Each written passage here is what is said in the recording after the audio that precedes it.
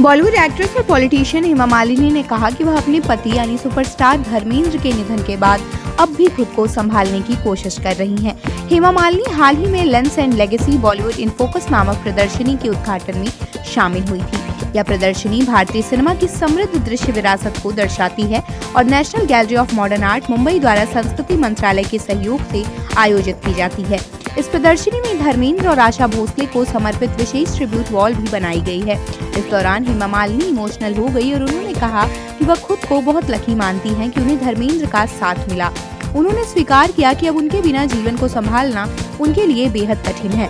उन्होंने धर्मेंद्र को श्रद्धांजलि देते हुए कहा कि ये सम्मान केवल उनके फिल्मी कंट्रीब्यूशन तक सीमित नहीं है, बल्कि उनके जीवन के सफर, जुनून, समर्पण और दर्शकों के प्रति उनके प्यार को भी दर्शाता है।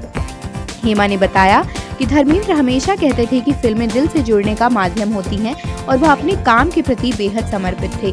धर्मेंद्र, जिन्हें बॉलीवुड का ही मैन कहा जाता था, उन्होंने अपने लंबे करियर में एक मजबूत पहचान बनाई। उन्होंने एक्शन, कॉमेडी और इमोशनल सीन्स में शानदार अभिनय कर दर्शकों का दिल जीता और अपनी सादगी से भी लोगों को प्रभावित किया। दिग्गज अभिनेता धर्मेंद्र का 24 नवंबर 2025 को निधन हो गया, जो उनके 90वें जन्मदिन यानी 8 दिसंबर से कुछ दिन पहले की बात है। एक जीवन साथी के तौर पर हेमा मालिनी ने उनकी पर्सनालिटी के निजी पहलुओं को भी साझा किया। उन्होंने कहा कि धर्मेंद्र अपने काम के प्रति बेहद जुनूनी थे और अपने अभिनय व व्यवहार से करोड़ों लोगों के दिलों को छूते थे। उन्होंने नई जनरेशन को भी प्रेरित किया और एक अभिनेता, दोस्त और पिता के रूप में वे रियलिटी में एक महान इंसान थे। आप देख रहे हैं सौगंध टीवी, सौगंध वतन की।